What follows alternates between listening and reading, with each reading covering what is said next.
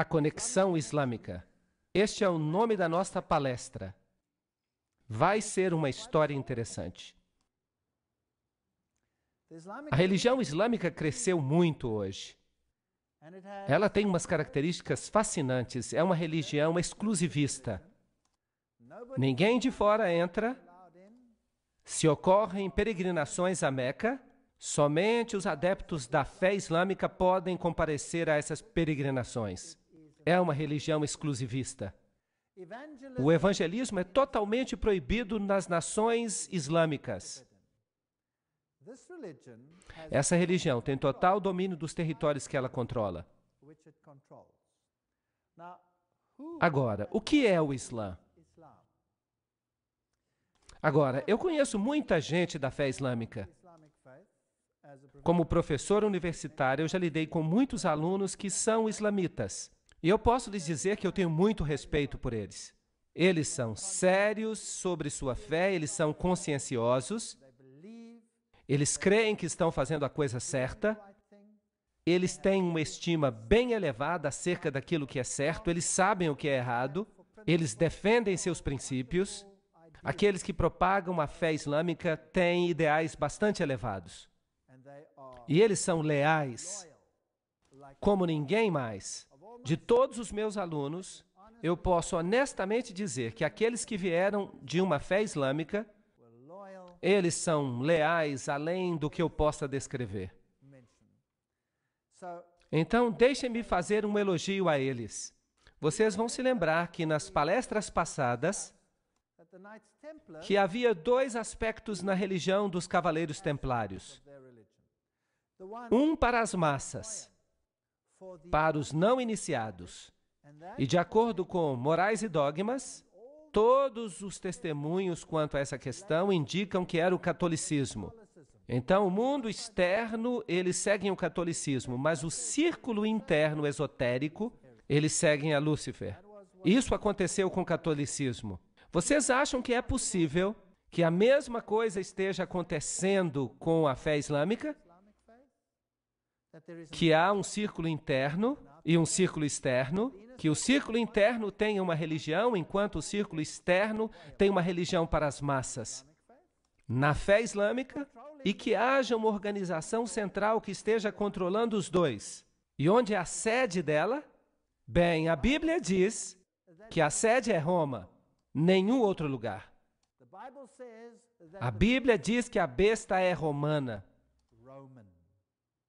Ela sai do Império Romano, mas o Islã não sai do Império Romano. A força controladora na Bíblia é Roma. Este é um ponto interessante. Então, se nós observamos essa tremenda religião rival, cujos números chegam a ser iguais aos do catolicismo, qual é a sua origem? Por que ela está aqui? Essas são questões muito importantes. Esta é uma religião muito, muito poderosa. Milhões de pessoas vão às peregrinações até Meca, onde eles adoram em um templo, no templo de Maomé. Eles consideram um privilégio participar dessas peregrinações. Mas há uma outra religião que também propaga peregrinações, e essa é o catolicismo. Então você tem peregrinações para Lourdes, para sítios importantes e para Fátima. E essas peregrinações, elas são um símbolo das grandes religiões pagãs do passado. Agora, quem era Maomé? Maomé Mustafa nasceu em 570 d.C. e morreu em 632 d.C. Ele fugiu para Medina em 622 d.C., depois da morte de Khadija. Quem era Khadija? Maomé se casou com Khadija quando ele tinha 25 e ela tinha 40 anos de idade. A prima dela, Waraqá, era também católica romana. E ela veio de um convento católico romano. Então podemos dizer que ela era uma freira católica romana. Ela era muito rica, ela vivia em um convento, ela praticamente controlava toda a economia em suas mãos. E ela deu emprego a esse jovem Maomé, com quem depois ela veio a se casar. Maomé marchou até Meca em 630 d.C., 2 anos antes de morrer, e 4 anos antes de Omar se tornar califa. E o Corão foi compilado em 650 d.C. Maomé não sabia escrever e por isso ele contratou um escriba que escrevesse tudo aquilo que ele viu e ouviu. E o Corão é diferente de qualquer outro tipo de literatura religiosa porque ele foi um livro totalmente ditado. E eles ensinam que ele não foi apenas transcrito por um profeta, mas que ele foi um livro ditado diretamente por Deus e por isso deve sempre permanecer na sua língua original, o árabe. É isso que eles ensinam na religião islâmica. O símbolo da religião islâmica é uma lua em forma de foice e uma estrela. Uma estrela dentro de uma lua em forma de foice. Mas de onde vem esse símbolo? E quem é Alá? Então vamos ver agora umas citações interessantes, especialmente da Enciclopédia da Religião. Alá era o deus da lua que se casou com a deusa do sol. Juntos, eles produziram 3 deusas que se chamaram as filhas de Alá. Essas 3 deusas eram chamadas de Aulat, Aulusa e Manat. A Enciclopédia da Religião menciona que Alá é um nome pré-islâmico e corresponde ao deus babilônico Bel. Isso é fascinante. Então, esta é uma antiga religião pagã e sua divindade é Bel, ou Baal.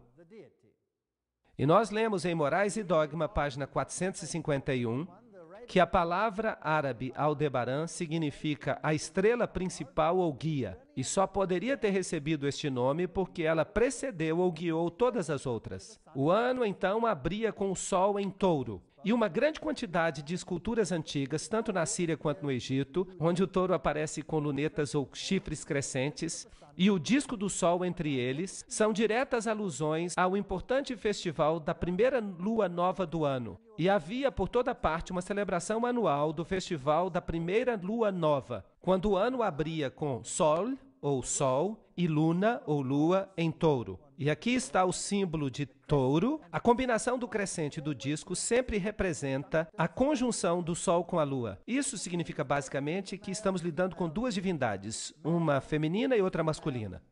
São aspectos masculino e feminino. Bem, era adorado, como se percebe aqui, a adoração da vaca celestial Mehet Veret. Aqui está o olho que tudo vê. O olho de Ciro, aqui estão os chifres, aqui está o disco.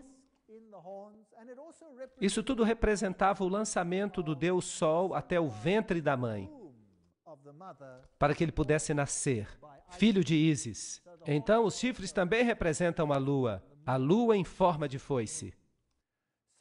Na religião posterior e na própria Babilônia, aqui você tem o estilo sírio, a meia-lua, com o disco solar dentro dela, a mesma coisa aqui, num detalhe maior. Notem que aqui é Baal Hadad, o nascimento do sol. Se nós formos até a antiga Mesopotâmia, vamos descobrir que o símbolo de Baal e de Bel eram exatamente o mesmo. Uma meia-lua com uma estrela dentro, uma representação do nascimento do sol. Ísis e Osíris, os aspectos masculino e feminino. Este aqui, então, é de Astoret e Tamuz, ou Ísis e Horus, macho e fêmea. A mesma coisa nós encontramos no Egito, como já discutimos antes. Trata-se da adoração de Baal, da adoração de Lúcifer, em seu aspecto masculino e feminino. E vejam que no papado nós encontramos a mesma coisa, porque o Papa hoje é o representante da religião babilônica.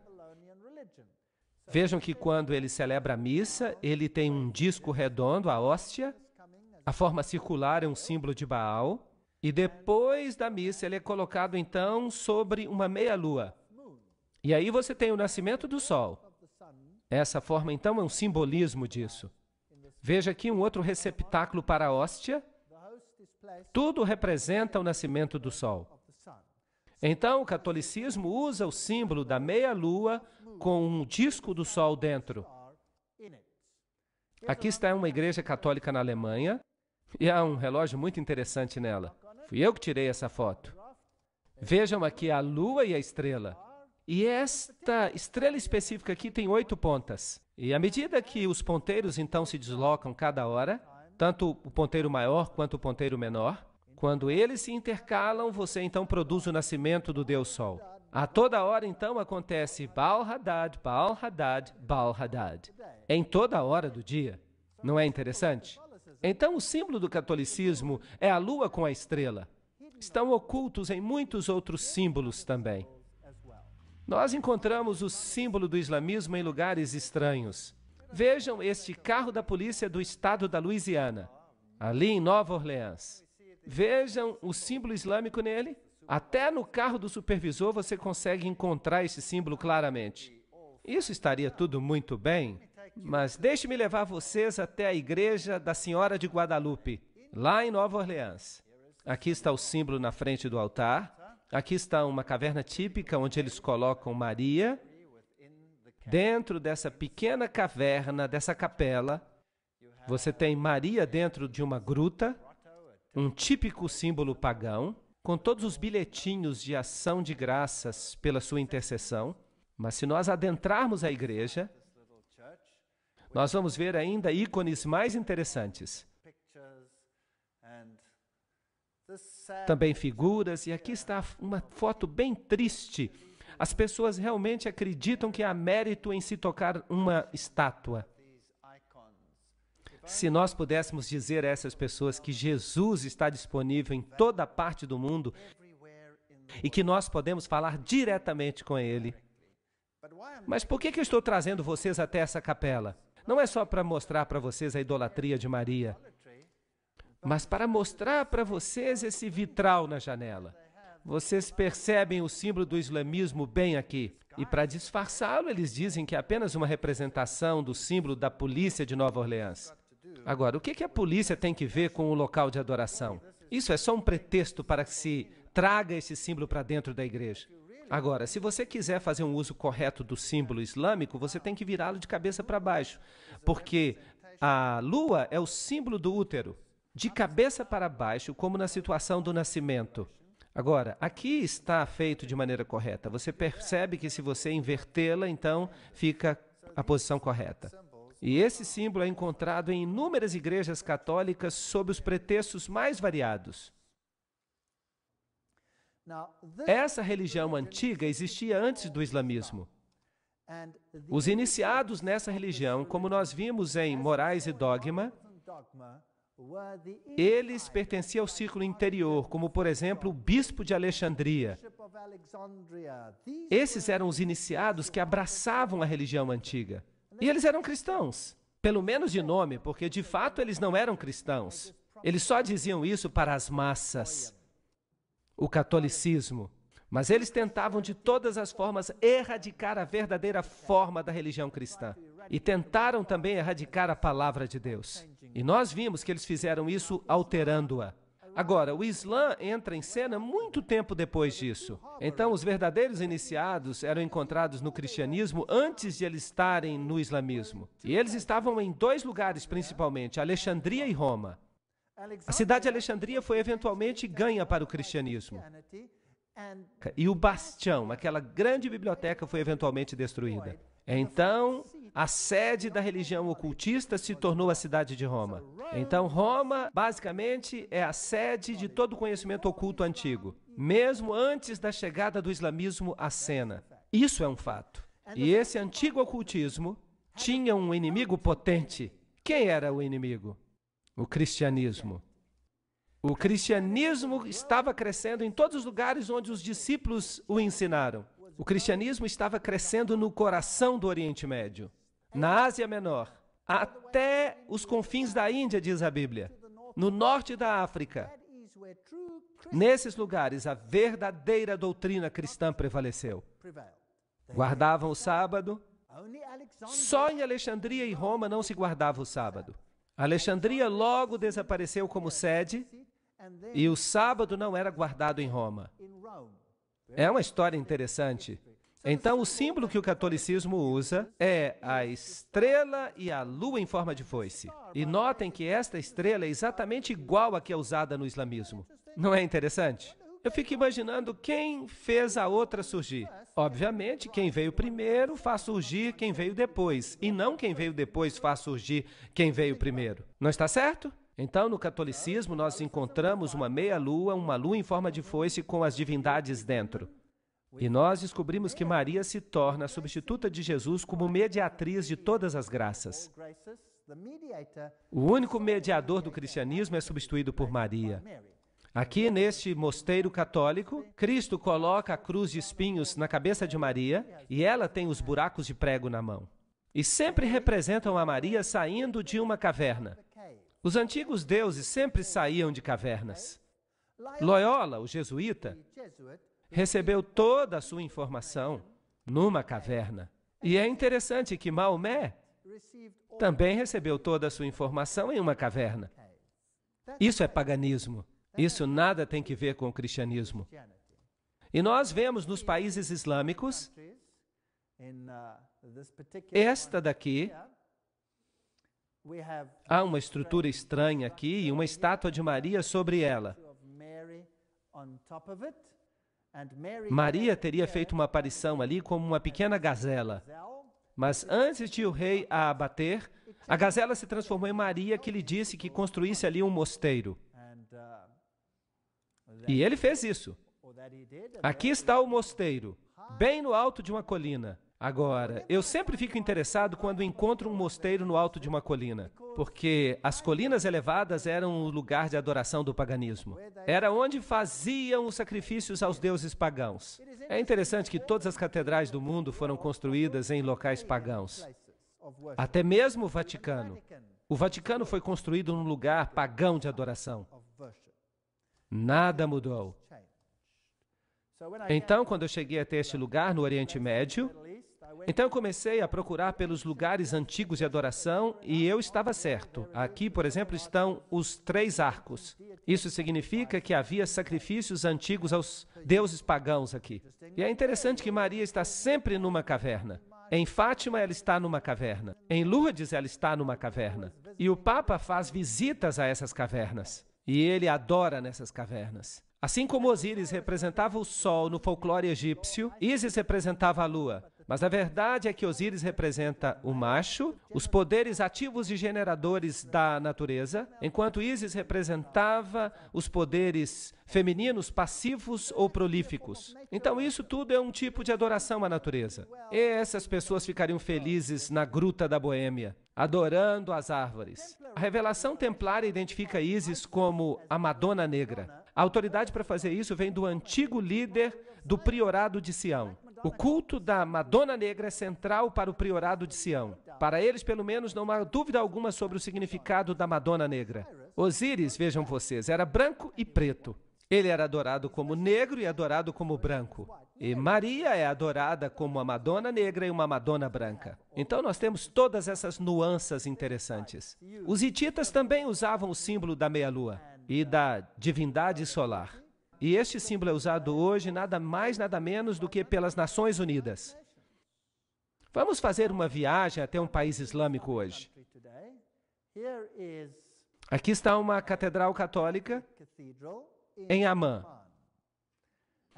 E eu estou tirando uma foto dessa catedral católica dentro de uma mesquita. E eu estou dentro da mesquita tirando uma foto dessa catedral católica que fica bem em frente dela. É interessante como a Igreja Católica e o islamismo ficam lado a lado em todos os países islâmicos. Todas as vezes eu fico surpreso de ver a mesquita e a catedral, uma do lado da outra. Mas se você souber que por trás dos bastidores, essas duas religiões são a mesma coisa. Então, se eu observo esse simbolismo, do lado de fora da Catedral Católica, eu tenho o símbolo do sol. É o símbolo da adoração ao sol. E a cruz, é claro, também símbolo do Deus solar. E aqui está o símbolo do sol. Eu atravesso a rua e eu vou até a grande mesquita de Abdullah, uma das melhores, construída pelo rei Abdullah. No portão você tem os símbolos do sol. É o mesmo simbolismo, a mesma religião. E lá no alto aqui você tem o símbolo da meia-lua, o mesmo símbolo que a Igreja Católica tinha no relógio. Era um símbolo de Baal, ou Bel. Dentro da mesquita, claro, não há bancos, porque no islamismo você se ajoelha no chão, você se prostra ali. E se você observar essa cúpula gigantesca, você percebe os raios do sol. É um edifício magnífico. As roupas islâmicas, você pode olhar para as velhas freiras católicas e vocês vão perceber que as roupas são idênticas. As freiras católicas usam a mesma roupa que as mulheres islâmicas usam, aquelas que pertencem à fé ortodoxa. Aqui está a grande mesquita de Damasco, fascinante. Dentro da mesquita, Lá dentro há este altar. E aqui está um homem islamita orando neste altar. Para quem que ele está orando? Será que é para Alá? Não, ele está adorando uma relíquia dos mortos. Porque este é o altar de ninguém mais nem menos do que João Batista. Agora, se você sabe alguma coisa a respeito dos joanitas, e nós já falamos deles, se você escuta o nome João, você pensa no joanismo e você pensa nas sociedades secretas. Tudo isso misturado nos bastidores. Eles alegam que aqui está a cabeça de João Batista. Então, neste altar islâmico, em Damasco, é a mesquita mais velha e mais ilustre do mundo. Aliás, naquele país, e eles dizem que ali está a cabeça de João Batista, mas felizmente a Igreja Católica tem uma igreja que diz que tem o braço de João Batista. Eu fico dizendo que eles deviam se combinar para formar o corpo de João Batista de novo. Por trás dos bastidores, tudo é a mesma coisa. Dentro da mesquita, as mulheres, elas não são muito importantes. Elas ficam relegadas aos lados, os homens ficam no centro. Estão orando ali com uma espécie de terço, e no catolicismo você também usa o terço. Você usa o rosário. O islamismo é uma religião muito solene. Alguns dos sons dessa grande mesquita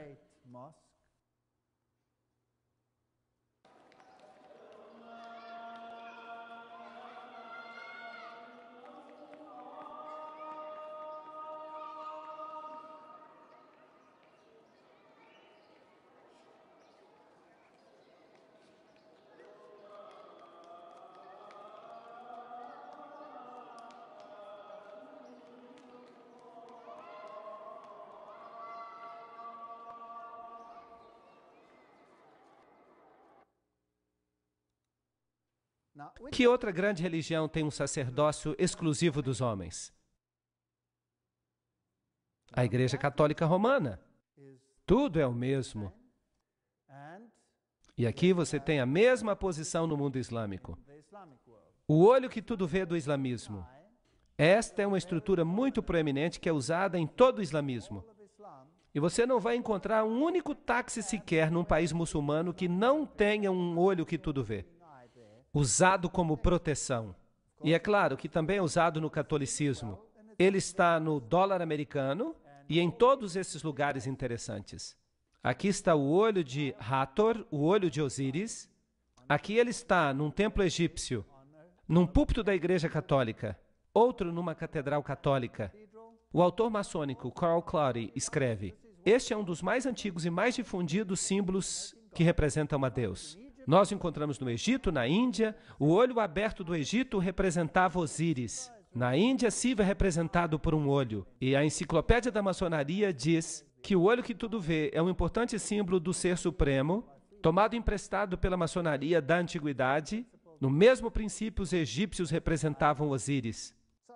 Então, o islamismo usa este símbolo e o catolicismo usa este símbolo. Só estou fazendo algumas comparações. Para os antigos egípcios, o olho direito simbolizava o sol e o olho esquerdo a lua. Vejam aí de novo os dois aspectos da divindade solar.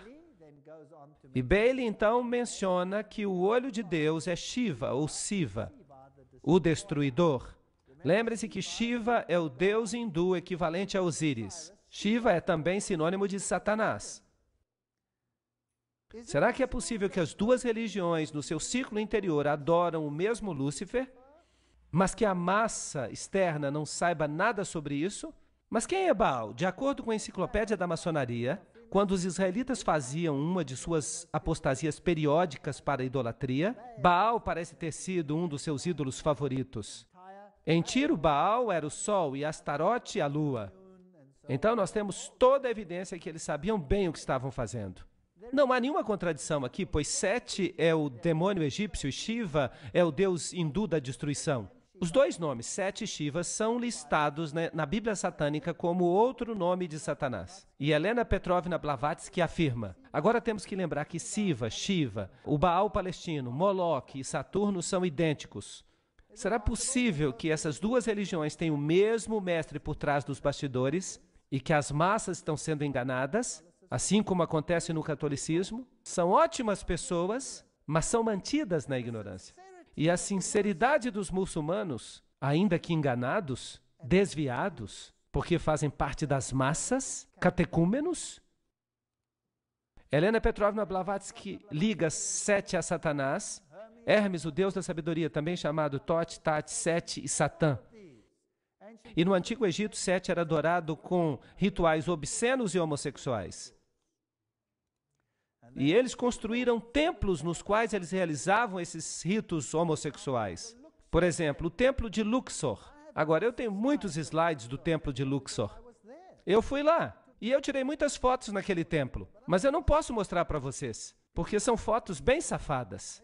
Alguém aqui já foi até Luxor? Quando você chega a Luxor e vai para o muro, você descobre que o falo era muito importante. E as fotos não devem ser mostradas. Eu as tenho, mas eu não vou mostrar para vocês. Este é um antigo sítio pagão. O templo de Luxor é uma das grandes relíquias dos tempos antigos. Bem, aqui está a entrada. Oh, e o que é aquilo? Isso é uma mesquita. Onde que essa mesquita foi construída? Será que você quer dizer que a mesquita foi construída no templo de Luxor? Será isso possível?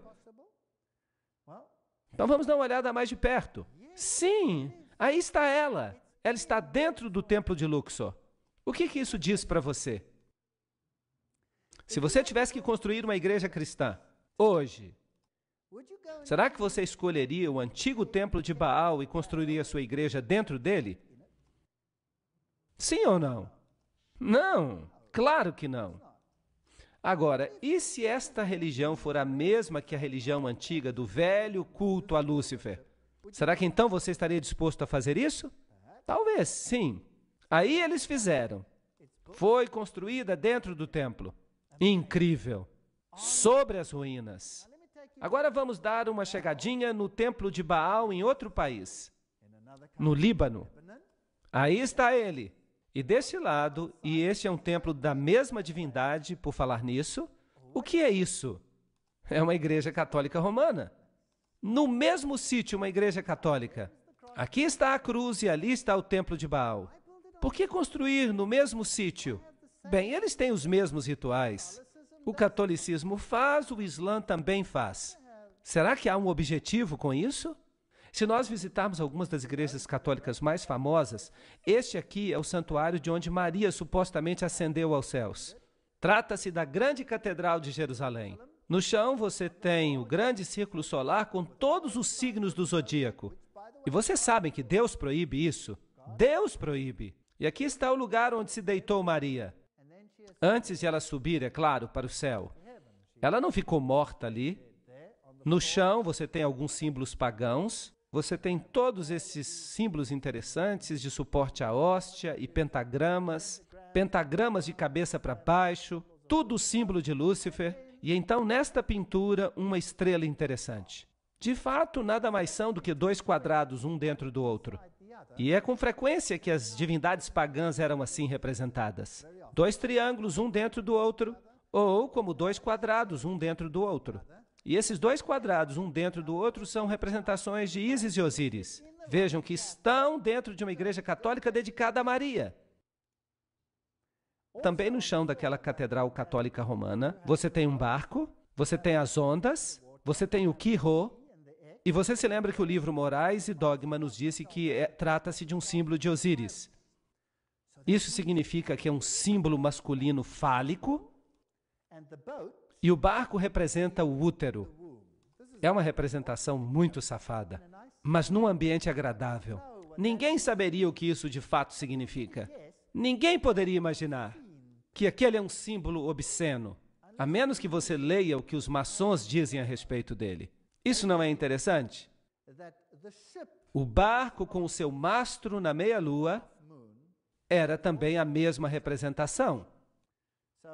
Aqui está uma catedral católica romana, construída como um barco fenício.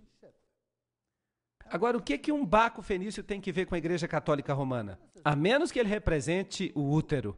Vamos pedir a Albert Pike que explique isso para nós. Albert Pike escreve que Ísis e Osíris Os princípios ativo e passivo do universo eram geralmente simbolizados pelas partes genitais do homem e da mulher. O lingam da Índia era a união de ambos, bem como o barco e o mastro, e o ponto dentro do círculo.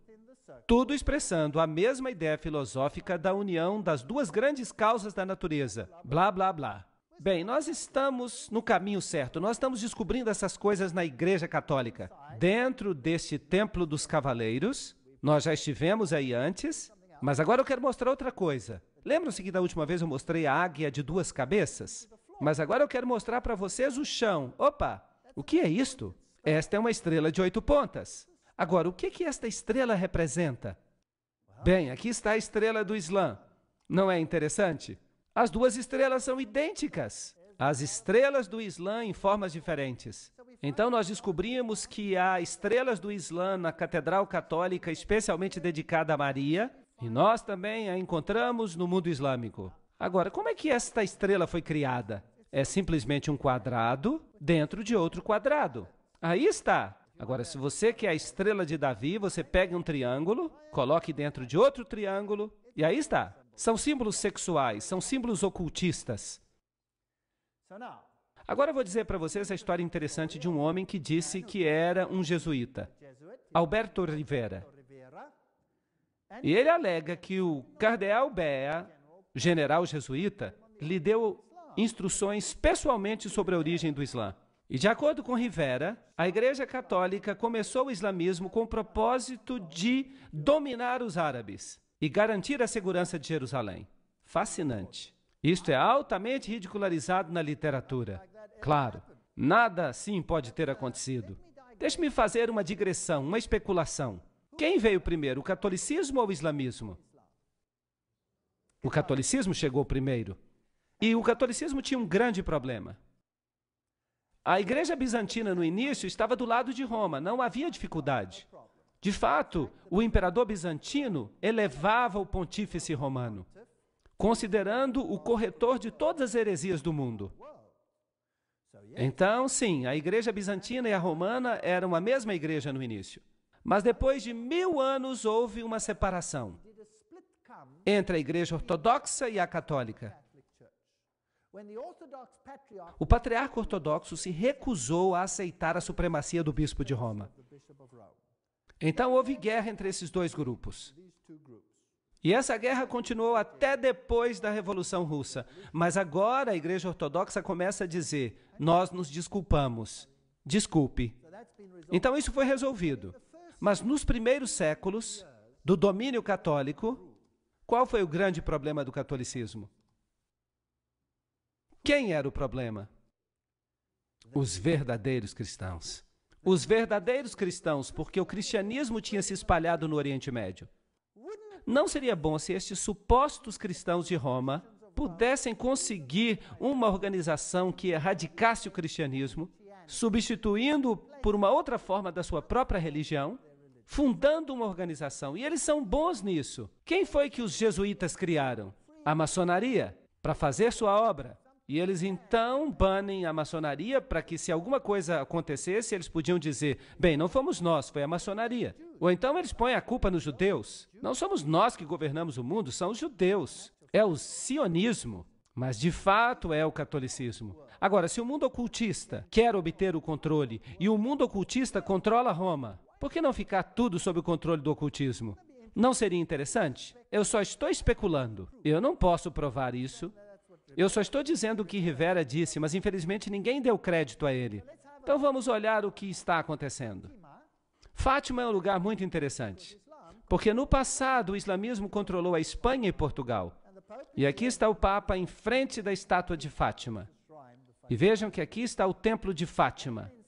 O membro do Vaticano, Dr. Malaquias Martin, disse que, baseado numa mensagem de Maria numa visita pessoal, o Papa João Paulo acredita que chegará o dia quando o coração do islamismo, já afinado com as figuras de Cristo e da mãe de Cristo, Maria, receberá a iluminação. Iluminação, eu gosto dessas palavras.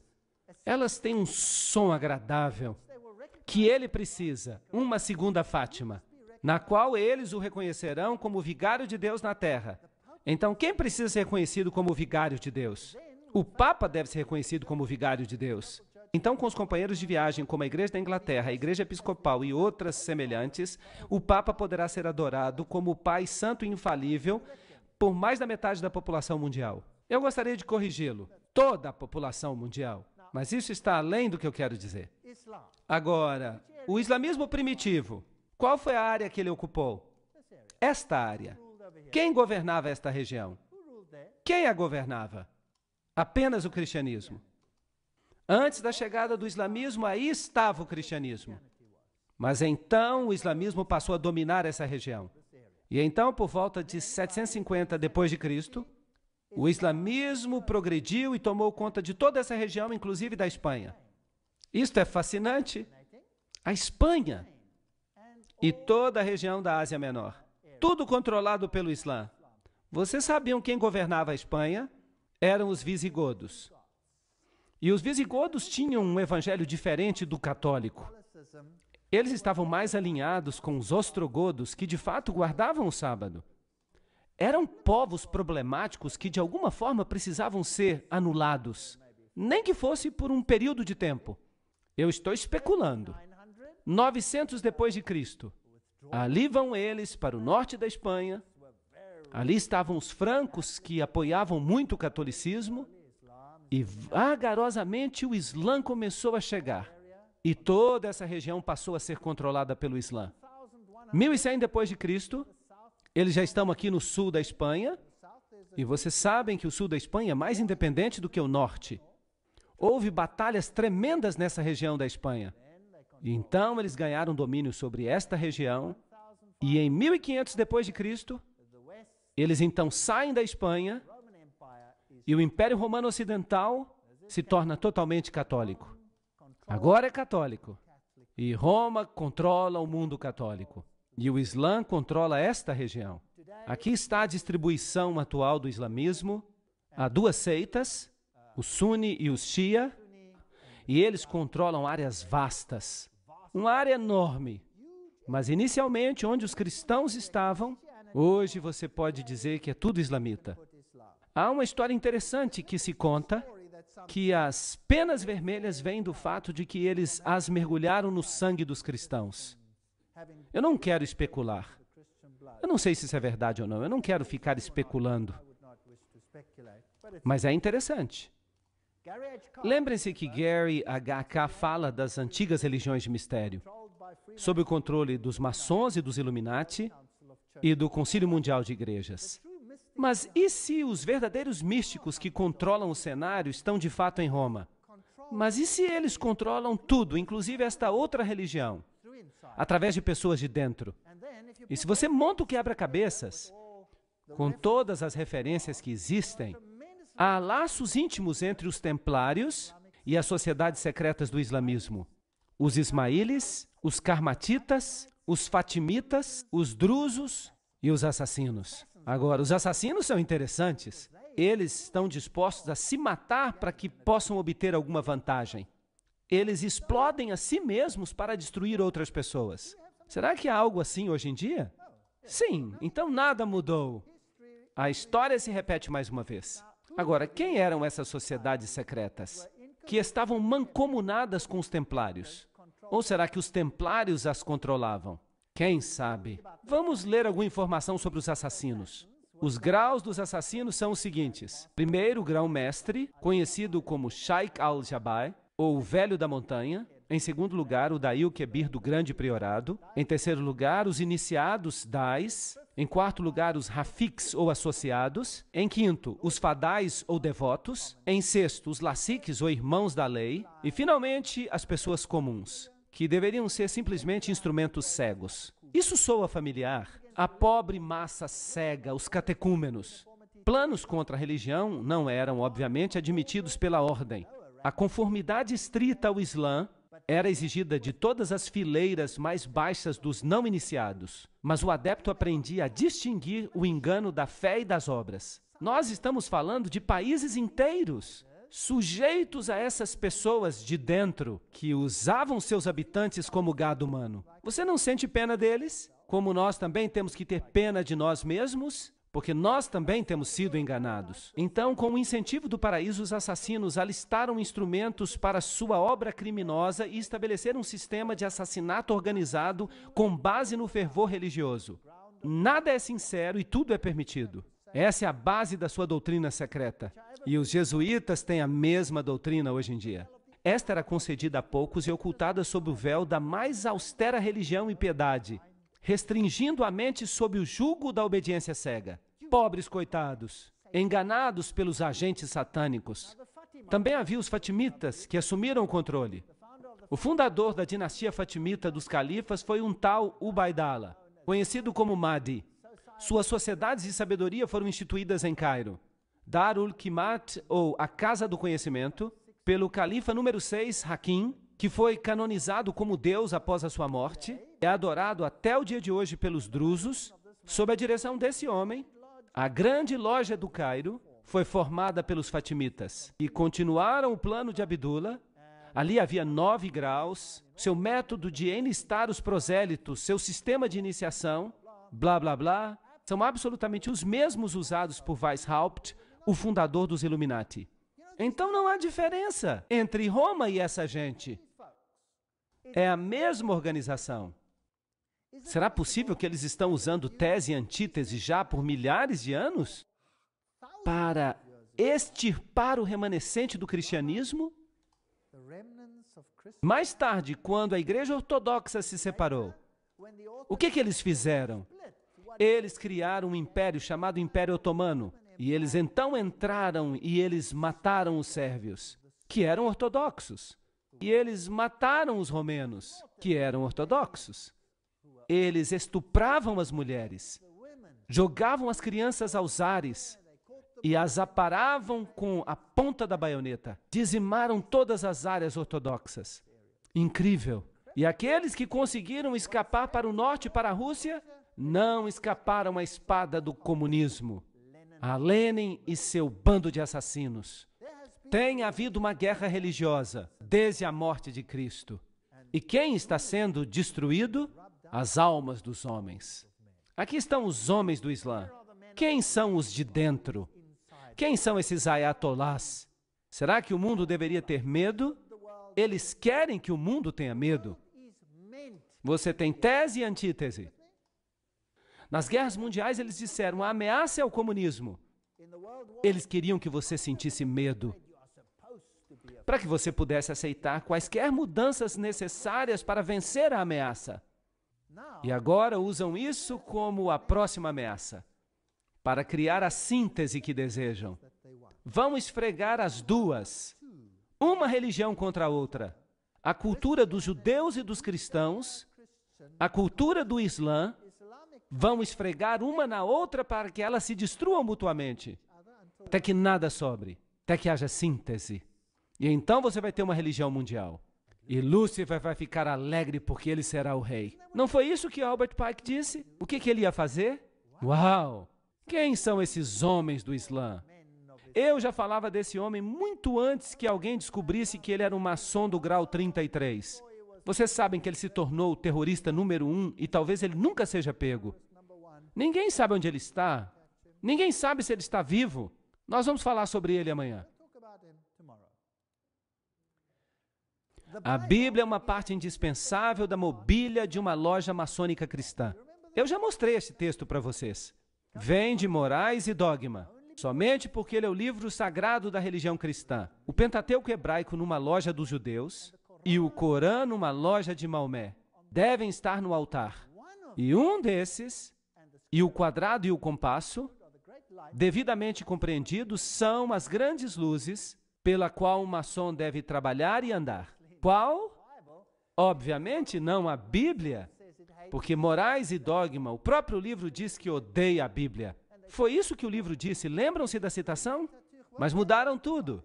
E o Pentateuco hebraico? Bem, isso é uma parte da Bíblia. Então o que é que sobra? O que é que sobra? Por eliminação, o Corão. O Corão como ele existe agora ou corretamente compreendido? Provavelmente corretamente entendido. Por quê? Porque o Corão diretamente rebaixa Jesus Cristo. é o livro que diretamente rebaixa Jesus Cristo, enquanto que os outros tiveram que ser modificados para que os de dentro pudessem rebaixar a Jesus Cristo. Estão entendendo? Vamos olhar isso, porque a coisa está ficando melhor. O engano mortal, James D. Shaw, que era um maçom do grau 33. Ele esteve em uma cerimônia muito interessante, onde um pregador famoso, muito famoso, e o primeiro nome dele é Billy, ele também compareceu a essa cerimônia de iniciação. Mas isso é outra história. Grau 33, cavaleiro comandante da corte de honra, o mestre da adoração do passado, loja azul, mestre do conjunto passado de todos os ritos escoceses, é isso que ele era. E ele explica alguns dos rituais. O engano mortal, de James D. Shaw, a cerimônia de iniciação ao grau 33. O juramento é selado ao se beber vinho dentro de um crânio humano. Que este vinho que eu agora bebo se torne um veneno mortal para mim, como a cicuta bebida por Sócrates, se algum dia de minha vontade eu violar este voto. Um membro vestido de esqueleto coloca seus braços ao redor do candidato, que então declara: e que esses braços frios para sempre me envolvam, se algum dia de minha própria vontade eu violar este voto. Aí está a cerimônia de iniciação do grau 33. Mas há uma outra. Cada um de nós recebeu, juntamente com o anel do rito escocês, a cópia do livro de Albert Pike, Morais e Dogma. Você só recebe isso quando você entra para o grau 33. Eles nos disseram que este livro era a fonte da maçonaria e seu significado. Eles também nos disseram que ele jamais deveria sair de nossas mãos e de que arranjos deveriam ser feitos para que, no momento da nossa morte, ele fosse devolvido ao rito escocês.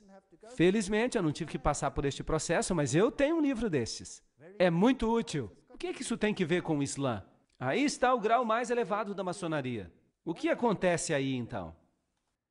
De novo, o engano mortal. O rito escocês inclui 29 graus além da loja azul, culminando no grau 32.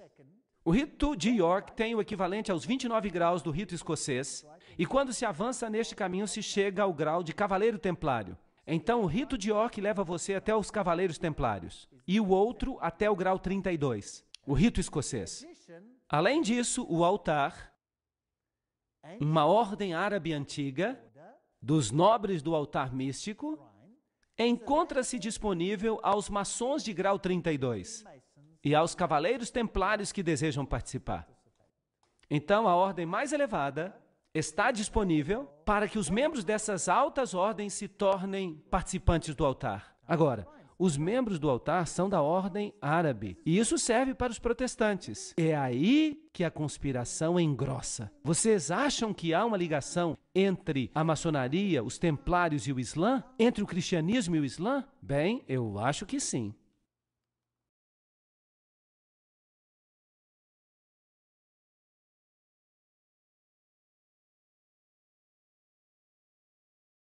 A antiga ordem árabe dos nobres do altar místico, o altar, o exército de demonstração da maçonaria, é uma instituição bastante conspícua. É necessário que você pertença ao grau 32 da maçonaria durante 6 meses antes que você possa pertencer ao altar. Só os mais elevados maçons podem pertencer ao altar. Agora, aí estão os americanos mais importantes. Todos os mais importantes americanos. Eles desfilam por Nova York como membros do altar, se fosse um baile de máscaras. O altar pertence a Alá, vocês sabiam disso? E vejam que ali estão os cristãos, assim chamados cristãos do grau 32. E eles já sabem que eles adoram a Lúcifer. E eles vêm até o altar. E o Corão está no altar. A Bíblia já foi embora. Quando você se torna um membro do altar, a Bíblia já foi embora. Nós selamos o nosso voto em nome de Alá, o Deus dos árabes, o Deus dos muçulmanos, de Maomé, o Deus de nossos pais.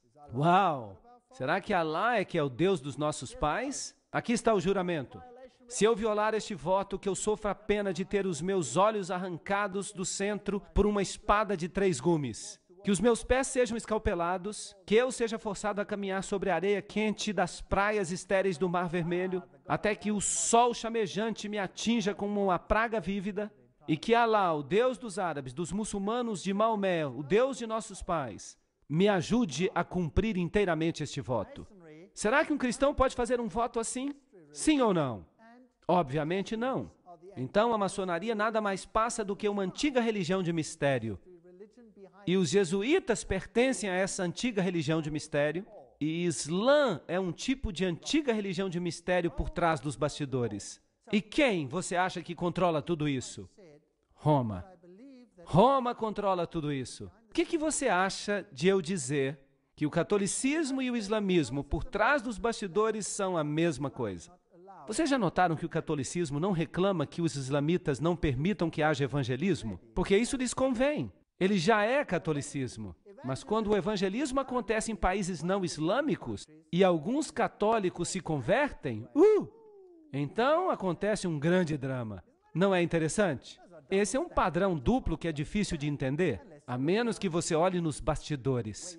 Então há todas essas salas egípcias, há uma sala assíria, e aqui está uma loja maçônica, uma reunião de uma loja maçônica em Cairo.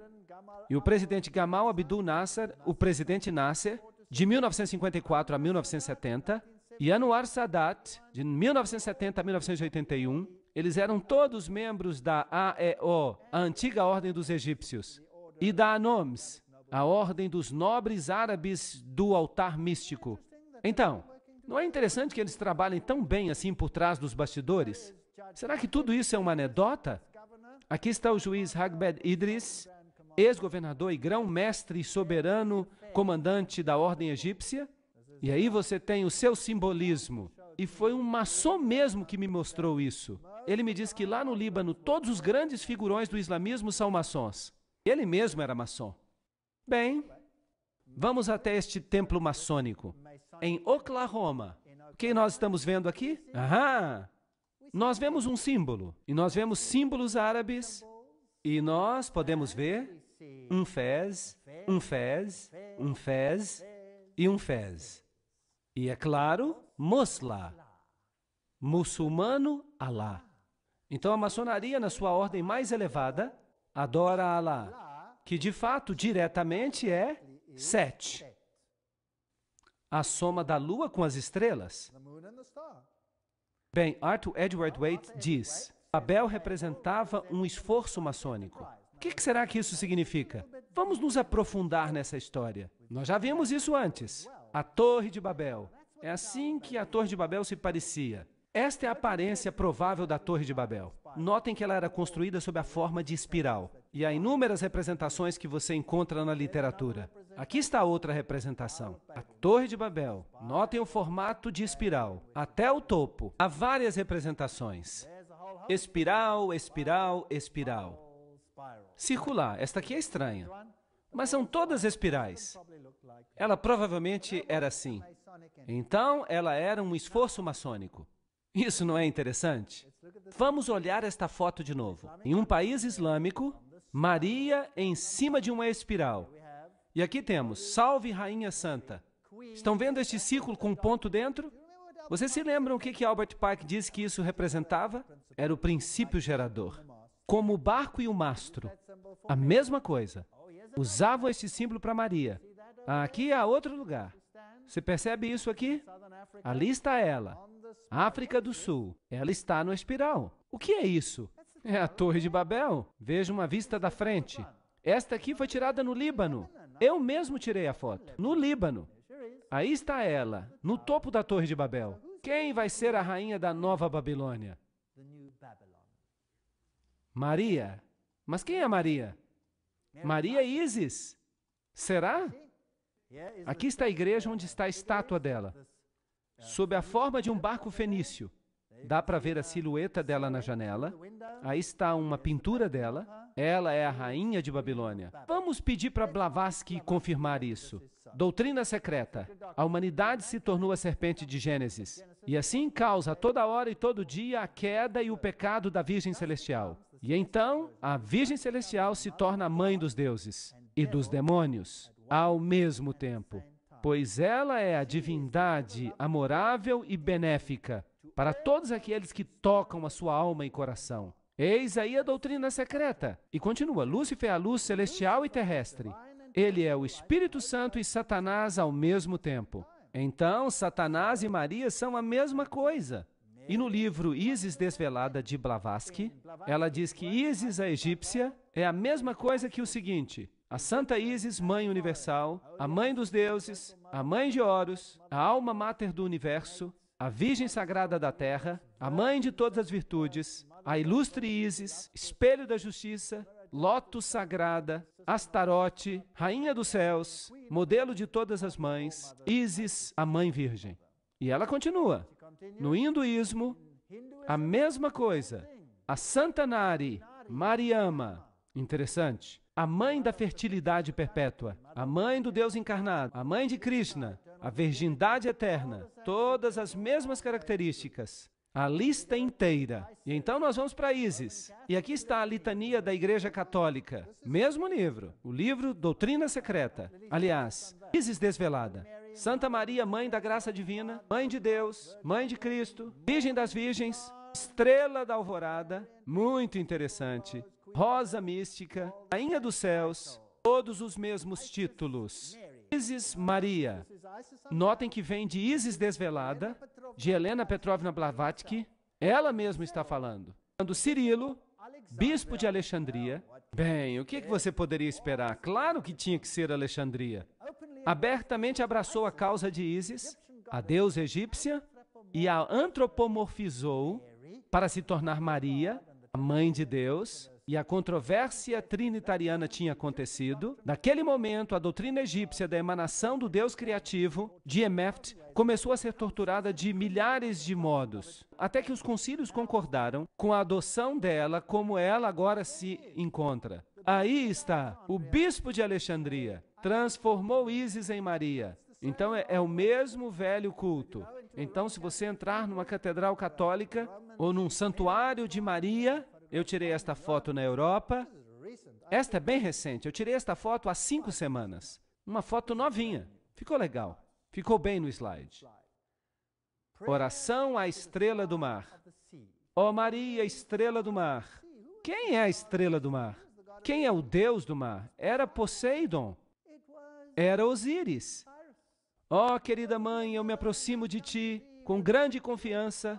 Os muitos milagres que aconteceram me enchem, pobre pecador, blá, blá, blá, blá. Ó tu, Mãe Dulcíssima, amicíssima estrela do mar, não me deixes ir embora daqui sem ser atendido, etc, etc. Tu podes me auxiliar porque tu és a segunda mais poderosa depois de Deus. Eles colocam isso em benefício das massas. Eles creem que ela é Deus. Aqui está o famoso Pio, o mesmo que lançou Hitler ao poder, 1950, o dogma da ascensão de Maria ao céu. Aqui está o dogma. Nós declaramos que a benditíssima Virgem Maria, no primeiro momento da sua concepção, foi pela graça única e privilégio de Deus, em vista dos méritos de Jesus Cristo, Salvador da raça humana, preservada, intacta de qualquer mancha do pecado original. Esta doutrina é muito importante, porque agora Jesus tem os seus méritos por causa da sua mãe, e não por causa do seu pai. Lembrem-se disso. Jesus tem as feições de sua mãe. Será que eu consigo colocar esta sentença na sua cabeça? Jesus tem as feições de sua mãe. É isso que esta doutrina ensina. E eu vou mostrar para vocês os pregadores protestantes dizendo a mesma coisa. Interessante. Aqui está a revista Focus. Maria soll Göttin werden. Maria deve se tornar deusa. Claro que abertamente a Igreja Católica não permitiria que Maria fosse chamada de deusa. Weiblich Gottheit. Mulher deusa? Absolutamente. Por que não? Milhões de católicos americanos querem fazer de Maria uma deusa. O cardeal John O'Connor e o Papa João Paulo II, um grande mariólatra, não se opõem a essa ideia. Aí está, Maria é Deus. Claro que ela é Deus para os iniciados. Porque Helena Blavatsky disse o quê? Que ela é Lúcifer. Ela é Lúcifer. Muito bem. É por isso que a versão King James diz em Gênesis 3,15: E eu porei inimizade entre ti e a mulher, e entre a tua semente e a semente dela. Ele ferirá a tua cabeça e tu ferirás o calcanhar dele. Nem a Bíblia Padrão Revista ousou mudar isso. Gênesis 3,15: Porém inimizade entre ti e a mulher, e entre a tua semente e a semente dela. Ele ferirá a tua cabeça e tu ferirás o calcanhar dele. Mas os católicos não gostam do texto assim. E a Dwight Himes, que é a Bíblia Jesuíta Online, diz: eu porei inimizades entre ti e a mulher, entre a tua semente e a semente dela. Ela ferirá a tua cabeça, e tu espreitarás o calcanhar dela. Agora é Maria que esmaga, não é mais Jesus. Eles mudaram. Aqui está a fotografia de uma aparição de Maria em Zaitun, no Egito. Então os muçulmanos viram isso. E aqui está um livro fascinante. A rainha de Roma, a rainha do Islã, a rainha de todos. Será que estamos falando da mesma religião? Vamos dar uma olhada. Vamos dar uma olhada nesta página católica da internet. Hearts Are. A doutrina católica romana com respeito a Maria. Esta é a doutrina deles, não sou eu falando. A única, santa, católica e apostólica igreja, dirigida pelo bispo de Roma, sucessor de Pedro I Papa, sempre venerou a Santíssima Virgem Maria, inclusive a sua impecaminosidade. Pois a igreja segue a Escritura, especialmente o Novo Testamento, que ela mesma compilou tão perfeitamente quanto ela segue a sua tradição. Pois eis que todas as gerações hão de me chamar de bendita. Lucas 1:48. Este ainda é um documento católico. Não é surpresa que a mulher triunfe sobre o dragão vermelho, pois as Escrituras dizem isso desde o início. Lembrem-se de Gênesis 3:15, que declara: e estabelecerei inimizade entre tu e a mulher, entre a tua semente e a dela, ela há de esmagar a tua cabeça. Que versão estão citando? A versão católica jesuíta. Uau! Isso é interessante. Vamos continuar. Vem da mesma página da internet. A Mary, a mulher das Escrituras e mãe dos homens, que guarda os mandamentos de Deus e mantém a verdade com respeito a Jesus. Essa declaração é interessante. Nós vamos fazer uma comparação mais tarde que vai ser muito divertida. A ela a igreja aplica as lindas palavras de sabedoria. Ela, o brilho que radia da luz eterna. Ela, o espelho inconspurcado da majestade de Deus. Porque Maria é cheia de graça. A igreja, através do Papa Pio IX, declarou-a como concebida de forma imaculada, sem pecado. Isso é muito importante. Maria passou a ser considerada Imaculada Conceição como resultado de suas aparições em Lourdes em 1858. Ela é imaculada, então Jesus é sem pecado por causa dela, não por causa de Deus, por causa dela. A Imaculada Conceição, ou melhor, o Coração Imaculado, Enciclopédia Católica, livro 6, página 965.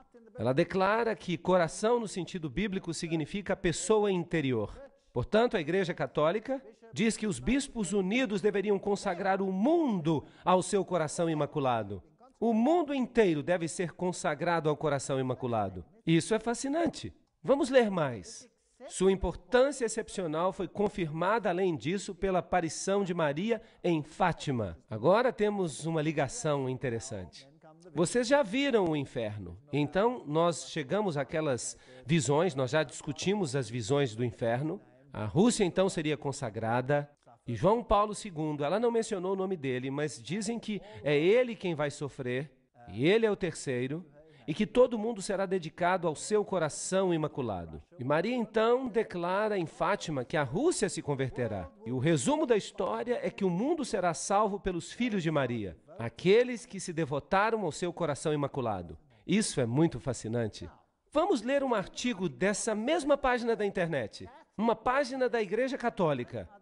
E o seu autor é o famoso bispo Fulton Sheen. Vamos tentar descobrir alguma coisa ali. O artigo se chama Maria e os Muçulmanos e é encontrado no relatório Mizzensi, páginas 1 a 3, da Fundação do Cardeal Mizzensi, que considera o assunto excepcionalmente importante. E o bom bispo diz: o Corão, que é a Bíblia dos muçulmanos, tem muitas passagens que falam sobre a bendita Virgem. Em primeiro lugar, o Corão acredita em sua concepção imaculada e também no seu nascimento virginal. O seu nascimento virginal. Notem bem, o seu nascimento virginal. Vocês perceberam isso? Ela foi concebida imaculadamente e a mãe de Maria era estéril. Quem se tornou, portanto, o Salvador? Uma contrafação de Jesus Cristo. Esta aqui. Isso é uma afronta. O terceiro capítulo do Corão coloca a história da família de Maria em uma genealogia que volta até Abraão, Noé e Adão. Quando alguém compara a descrição do Corão do nascimento de Maria com o Evangelho apócrifo, quem é que diz que os evangelhos apócrifos devem ser aceitos como canônicos? Quem diz isso? O Vaticano disse isso no Concílio de Trento. Nesse evangelho, fica-se tentado a crer que Maomé dependeu muito de seu nascimento. Vocês sabem que Maomé era casado com uma freira católica? Toda a família dela era católica. E ele recebeu a sua doutrina diretamente do abismo sem fim. Não é isso que a Bíblia diz? E essa doutrina começou a se espalhar. E usaram o Islã primeiramente para neutralizar o cristianismo, e então o espalharam ainda mais tarde para se livrar dos inimigos de Cristo, para se livrar dos seguidores de Cristo, e então para se livrar de todos os inimigos de Roma. Os dois livros descrevem a velhice e a indubitável esterilidade da mãe de Maria. Isso não é fascinante? José perguntou como ela havia concebido a Jesus sem pai. E Maria respondeu: você não sabe que quando Deus criou o trigo, ele não teve necessidade de semente? O Corão tem versos sobre a anunciação, sobre a visitação, a natividade. Anjos são representados como acompanhando a bendita mãe e dizendo: ó Maria, Deus te escolheu e te purificou e te elegeu acima de todas as mulheres da terra. Percebem as ligações? Quem criou quem? Será que o catolicismo criou o Islã ou quem sabe o Islã criou o catolicismo? Não pode ser, porque o catolicismo existia antes do Islã. A mesma doutrina. Há uma defesa tão forte da virgindade de Maria aqui no Corão, que o quarto livro atribuiu a condenação dos judeus à sua calúnia monstruosa contra a Virgem Maria. E agora fica melhor ainda. Então, o bispo diz, as duas maiores religiões do mundo creem na fervorosa devoção a Maria e consideram as suas virtudes em alta estima. Os muçulmanos e os católicos compõem cerca de 2 bilhões de pessoas juntos. Eles estão no controle. Tudo de que eles necessitavam era da Igreja Ortodoxa, e agora eles já a têm. E é também verdadeiro que inúmeros protestantes consideram Maria com grande favor. É melhor desistir da religião, pessoal, se você quer fazer parte do clube. Ou então, nós veremos. A grande Madre Teresa declarou este ponto quando ela resumiu a questão nas seguintes palavras, simples e diretas: sem Maria não há Jesus. Uau! Ok. O reconhecimento da concepção imaculada pelo mundo fará com que haja uma relação mais íntima entre as grandes denominações cristãs, católicos e ortodoxos, e também entre o cristianismo e o Islã. Que tipo de síntese eles querem? A união das religiões. O que a maçonaria ensina? Jesus, o filho de José, o Senhor, o Messias e seus apóstolos, e depois destes Maomé,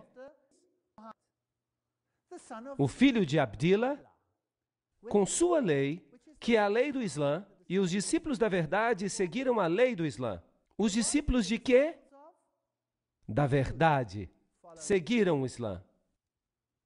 Quando o cristianismo se tornou fraco, inútil e impotente, o restaurador e iconoclasta árabe chegou como um furacão purificador. Uau! A fé do árabe se tornou mais forte do que a do cristão. Estão falando do cristão verdadeiro. Então o Islã nada mais é do que o catolicismo, derrotando ou vencendo o cristianismo. Segundo os gnósticos, as almas subiam e desciam por 8 céus. Em cada um deles havia certos poderes, blá, blá, blá, morais e dogma. Agora vejam o que o livro Morais e Dogma diz. Na doutrina antiga, certos gênios tinham uma função de conduzir as almas aos corpos destinados a recebê-las. Vocês já ouviram falar do gênio da garrafa? Às 1001 noites, alguém esfregando a garrafa e, aqui vem o gênio. Quem são esses gênios? Notem que os maçons falam de gênios. Isso é interessante. Eu gosto muito de trabalhar de detetive. Platão fala de um gênio familiar. Vocês já ouviram uma palavra gênio? A palavra gênio vem do latim genii. Agora, os gênios são o meio de comunicação entre o homem e os deuses. Entenderam? É isso que Morais e Dogma, a maçonaria, diz. Os gênios fazem a comunicação entre os homens e os deuses. O Jesus Cristo do Islã é também diferente do Jesus Cristo da Bíblia. E eu vou lhes dizer por quê, daqui a pouco. Em 1 João 2:22, quem é mentiroso senão aquele que nega que Jesus é o Cristo? Ele é o anticristo, quem quer que negue o Pai e o Filho. Nós já vimos que os eruditos católicos mudaram a Bíblia. Eles removeram a Jesus da posição de único Salvador. Vamos avançar, vamos ler do Corão. Vai ficar ainda mais interessante. Aqui está o Corão, Salman Rushdie. Vocês se lembram dele? Ele escreveu versos satânicos. Há alguns versos muito estranhos neste livro. Uau! A cabeça dele estava cheia de ideias malucas. Ele disse, pelo menos 2 antigos eruditos muçulmanos, Ibn Saad e um historiador persa anônimo, relataram a lenda que explica a origem de um grupo de versos aparentemente contraditórios no Corão, os assim chamados versos satânicos. No Surá 53, 19 a 20 está escrito, você já pensou em Aulat, Al-Uzza e o terceiro Manat, a outra deusa? Essas são divindades femininas. Lembram-se? A outra deusa, aparentemente Satanás interferiu aqui na transmissão das palavras santas a Maomé e o enganou a que ele pensasse que se podia orar aquelas duas. Mais tarde ele conseguiu corrigir, mas a semente foi plantada. E pelo arcanjo Gabriel, aqui já é a versão corrigida. Mas essa é a história. Agora vamos ver o Corão. Este é o Corão, com texto árabe e transliteração nas letras romanas por M. Abdul Halim. Este é o Corão Internacional. Isso não é um livro sobre o Corão, este é de fato o Corão. Eu tenho. E essa é uma explicação dada pelos principais estudiosos do próprio Corão. Esta é a versão internacional usada nas Nações Unidas. Vamos ver o que ela diz. Vitalizar o humanismo. O Islã é a mensagem do Corão. É uma religião perfeita e prática da igualdade, liberdade e fraternidade. Onde você já ouviu essas palavras antes? Revolução Francesa. Submissão ao Ser Supremo. O Islã também insiste na unidade fundamental de todas as religiões reveladas na origem. Esse é o mesmo ensinamento da maçonaria. E eles então têm uma seção intitulada Com os Espíritos. Tem sempre havido uma classe, geralmente chamada de racionalistas, que inclui principalmente os filósofos e os cientistas que duvidam, sim, negam a existência da associação, ou seja, de se falar com os espíritos.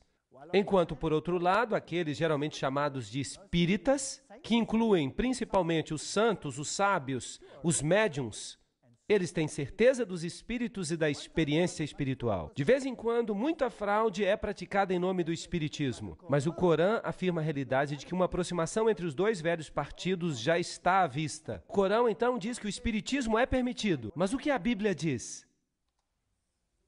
Que é satânico, fique longe disso.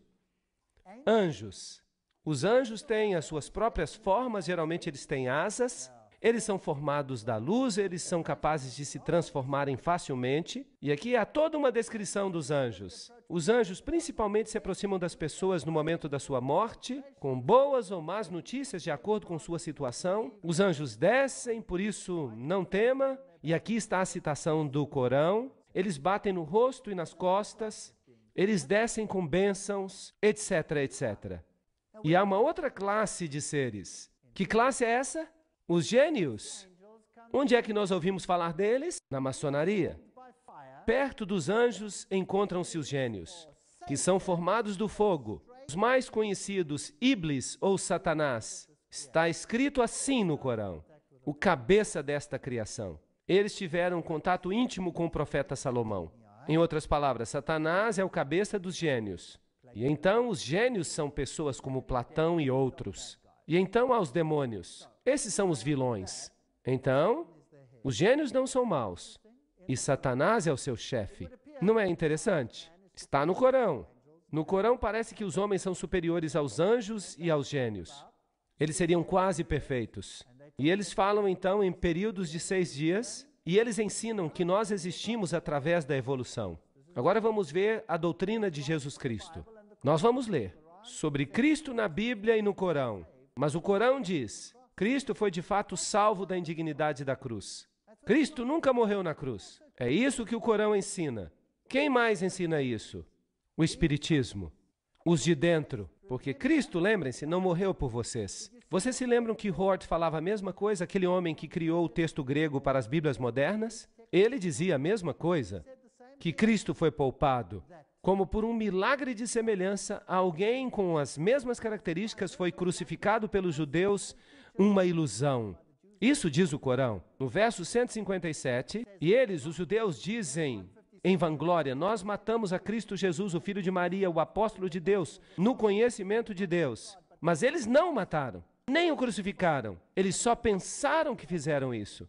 E aqueles que diferem e estão cheios de dúvidas, com nenhum conhecimento certo, mas somente com conjecturas a seguir. Mas com certeza eles não o mataram. O que isso nos diz? Jesus não morreu por você.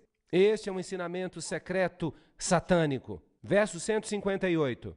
Sim, Deus o resgatou para si mesmo, e Deus é poderoso e sábio. E não há ninguém do povo do livro que não deve crer nisso antes da sua morte. Então o Corão está diretamente contra Jesus Cristo, e os de dentro das doutrinas do mundo ocidental estão também diretamente contrários a Jesus Cristo, e também os jesuítas. Enquanto os judeus dizem que mataram a Cristo na cruz é um ponto cardeal da fé para as igrejas cristãs ortodoxas, que foi Jesus que entregou a sua vida na cruz. Ele foi enterrado após a crucifixão, e no terceiro dia ele ressurgiu, blá blá blá. Ele se encontrou com os discípulos e ele foi então levado corporeamente para o céu. De fato, esta é a crença que forma a base da doutrina teológica do sacrifício com sangue, da expiação vicária pelos pecados, que contudo está perdendo a sua força com a Idade Moderna, uma época de ação e retribuição. Esta não é a mesma coisa que Hort disse? Sim ou não? Há uma diferença entre os teólogos católicos e o Islã? Sim ou não? Não há diferença alguma. Quem está controlando a quem? O Corão diz que Deus se aborrece. Vejam esta explicação. Deus se aborrece se alguém crê que Cristo é o próprio Deus. Cristo nem mesmo é o Filho de Deus, mas um apóstolo como qualquer outro. O mesmo ódio contra Jesus Cristo se percebe aqui, como nós já vimos que ele existia entre os teólogos dos jesuítas, como já vimos que os teólogos jesuítas revelavam. Esta é uma citação muito interessante do livro Missionário do Lar. Eu gosto desta citação. O Salvador disse: aquele que crê no Filho tem a vida eterna, e aquele que não crê no Filho não verá a vida, mas a ira de Deus está sobre ele. Ele diz de novo: e esta é a vida eterna, que eles te conheçam a ti, o único Deus verdadeiro, e a Jesus Cristo a quem tu enviaste. Os muçulmanos têm conversos em muitas terras, e seus advogados negam a divindade de Cristo. Deve essa fé ser propagada? Os advogados da verdade deixarão de manifestar intenso zelo para corrigir o erro e ensinar aos homens a pré-existência do único Salvador do mundo? O que eu estou tentando fazer é demonstrar o meu zelo intenso para corrigir o erro e para mostrar a vocês a mentira. Oh, o que nós precisamos é de homens que esquadrinharão e crerão na palavra de Deus e que apresentarão a Jesus ao mundo em sua natureza divina e humana, declarando com poder e na demonstração do Espírito de que não há nenhum nome sob o céu dado entre os homens pelo qual possamos ser salvos. Oh, como nós precisamos de crentes que apresentarão a Cristo em vida e caráter, que o apresentarão diante do mundo como o brilho da glória do Pai, proclamando que Deus é amor. Eu falei com um imã muçulmano. Ele havia se convertido ao cristianismo. E eu disse a ele: meu amigo, qual a diferença que você encontrou entre o Alá em que você cria antes e Jesus Cristo? E ele disse: a única diferença entre os dois é, pois Deus amou o mundo de tal maneira que Ele deu o seu Filho unigênito, para quem quer que creia, não pereça. Esta é a diferença. Alá é um Deus de guerra, um Deus de retribuição, um Deus que envia o seu povo à destruição, prometendo a eles virgens celestiais na vida após a morte, dando-lhes alegria no céu, mas um inferno na terra, e também um inferno no céu para todas as mulheres. E Jesus Cristo diz: todos somos iguais diante de Deus. Ninguém tem o direito de impor um caráter sobre as pessoas. Somos todos agentes livres diante de Jesus Cristo. Sim, está escrito: mulheres, submetei a vossos maridos. como no Senhor. Maridos, amai vossas esposas, como o Senhor ama a sua igreja. O meu Jesus é o meu marido numa alegoria. Ele nunca me forçou a fazer nada. Nunca Jesus me forçou a fazer qualquer coisa. Tudo que eu faço por Jesus, eu faço porque quero. Se eu quiser dizer a Ele adeus, vou embora. Será que Ele vai me impedir? Será que um raio vai cair sobre mim e c'est fini? Não. Jesus é o ser mais fantástico do universo. Ele lhe concede total liberdade de escolha. Permite que você se decida por Ele ou contra Ele. Tudo que Ele tem em sua defesa é: quando eu for levantado, eu atrairei a todos os homens para mim.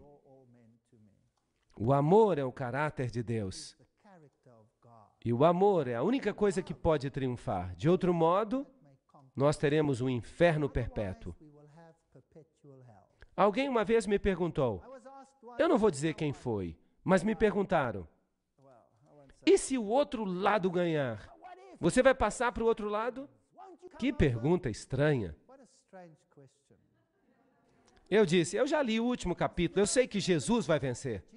Mas mesmo que você tivesse a razão, mesmo que o outro lado vencesse, eu vou lhe dizer, eu preferiria morrer.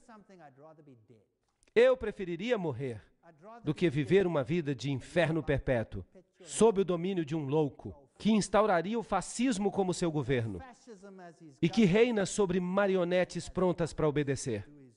E ele concede muitos lixos terrestres àqueles que o obedecem. Mas o amor, que vem do livre-arbítrio, ele é incapaz de dar. Ele não tem poder para concedê-lo. Ele não tem nada para dar. Ele está falido. Se Jesus não se sair vencedor, é melhor que nós nos tornemos em pó. Mas graças a Deus, Jesus vai ser vitorioso. Esta é a mensagem para o nosso tempo. A Enciclopédia Britânica diz, os desvios no Corão das narrativas bíblicas são muito marcados e, na maioria dos casos, podem ser explicadas com referência às anedotas lendárias da Agadá judaica e do Evangelho apócrifo. Quem controla esses escritos secretos? Roma os controla hoje. Roma diz que você precisa crer neles. A Cabala judaica, o Zohar, o Sefer Yetzirah, estes são os escritos. Nós encontramos escritos de Abraão, todos eles pseudepígrafos. O Sefer Yetzirah é o livro ao qual o Corão se refere com o nome de Livro de Abraão. São escritos ocultos. Assim foram feitos esses livros. A vinda do Redentor. Vejam o que a Cabala fala. As calúnias abomináveis contra Cristo e o cristianismo ocorrem não apenas na Cabala, mas também nas edições anteriores do Talmud. Nele está escrito, neles, Jesus é chamado aquele tal, o tolo, o leproso, o enganador de Israel. São palavras terríveis, usadas para Jesus Cristo. O que faz este slide aqui? O Papa e o ator Jim Caviezel, que fez a parte de Cristo no filme A Paixão de Cristo, ajoelhado diante do Papa. Será que o Papa aqui está levantando o nome de Jesus Cristo? Será? Agora, se você observar com cuidado, é Maria que recebe toda a atenção. Pedro se ajoelha e pede a Maria perdão. Claro, se dissessem isso claramente, ninguém creria. Mas e se você apresentar uma versão para as massas? E então você os pega com uma teia religiosa, que no âmago não passa de uma mentira. E o pobre Islã? Acontece a mesma coisa. Do lado de fora se ensina o Islã com as exigências mais rigorosas que essas pobres pessoas precisam cumprir a cada dia. E os de dentro não creem em nada disso, eles adoram diretamente a Lúcifer. São as pessoas mais licenciosas de todas. Milhões de pessoas estão sendo enganadas no mundo hoje. Isso não é uma catástrofe? Será que nós não vamos nos levantar e vamos dizer, Deus é amor, entreguem suas vidas a Ele. Precisamos nos separar dessas mentiras. No catolicismo, no Islã, no hinduísmo, no budismo. No budismo você se senta e você se esvazia até que nada sobre. e você começa a levitar, porque você perdeu todo o peso, você não é nada. Jesus Cristo diz, eu vim para te dar vida em abundância. Eu vou te encher com a minha pessoa. E o que as outras religiões fazem? Elas esvaziam você até que você se torne uma casca sem nada dentro. Que engano terrível! E todas essas exigências e rituais, tudo isso é terrível. É terrível não ter a Jesus Cristo e a liberdade que Ele nos dá. Vejam isto. Aqui está a verdade por trás dos bastidores. Aqui você tem estrelas de rock se prostrando diante do Papa. Você tem Yasser Arafat beijando o anel do Papa. E o que os pregadores protestantes falam sobre isto? Bem, no dia 30 de maio de 1997, no programa David Frost, Billy Graham disse, eu acho que também o Islã é mal compreendido, porque Maomé tem um grande respeito por Jesus. Será que ele leu o que eles falam? E ele chamou a Jesus de o maior dos profetas além dele, um homem se exaltando acima do Filho de Deus. E eu acho que nós estamos mais perto do Islã do que nós imaginamos. Billy Graham, será que você não está usando linguagem maçônica? E que tal Schuller, que fez uma entrevista com Larry King e se referindo a um encontro com o grande mufti, Schuller se gabou. Eu nunca me encontrei com um homem com quem eu tivesse uma conexão de espírito tão imediata e uma concordância de fé e de filosofia tão alta como eu tive com o grande mufti da fé islâmica. O que esses pregadores protestantes estão fazendo? Entrevista ao vivo de Larry King com Robert Schuller na véspera de Natal 1999. King, perguntando a ele por que ele se encontrou com o grande mufti. Por que você está aqui? Por causa da ideia de aproximar as religiões, certo? Sem dúvida, responde Schuller. Nós estamos numa era totalmente nova. A era da doutrinação dos povos acabou. King, esta visita, Robert Schuller, o animou? Schuller, claro que sim, o grande mufti diz que a religião é como a chuva que cai. Os extremistas poluem a água pura. A minha previsão é que nós vamos focar no próximo milênio, como líderes religiosos, na purificação da poluição da religião. Uau! Eu acho que aqueles que não quiserem concordar com a síntese, a dor da separação, vai se tornar tão forte que os perturbadores de Israel, aqueles que dizem, não há nenhum nome pelo qual importa que sejamos salvos. Estes vão ficar encrencados. Talvez seja esta a última vez que vocês vão ouvir uma mensagem assim. Quem sabe? Notem bem isso. Benjamin Cheves, o antigo vice-presidente do Concílio Mundial de Igrejas, ele declara que seu ministério sempre foi ecumênico e interfé. Há uma ligação entre judaísmo, cristianismo e islã. Eu acredito que deveria haver um grande triálogo. Não um diálogo, mas um triálogo entre essas três grandes religiões reveladas. Em 1997, ele anunciou que ele havia se convertido ao Islã e havia se tornado membro da Nação do Islã do reverendo Louis Farrakhan. Ele alega que ainda crê em Jesus Cristo, mas ele espera que seu anúncio choque a muitos cristãos e também a seus amigos e colegas de ministério. E ele continua dizendo, ele também insiste que ele não mudou de fato. Nada mudou. Ele diz, se você derramar água de um copo para o outro, a composição da água ainda é a mesma. Eu sou quem eu sou. Não há diferença entre o Islã e o cristianismo. Claro que não.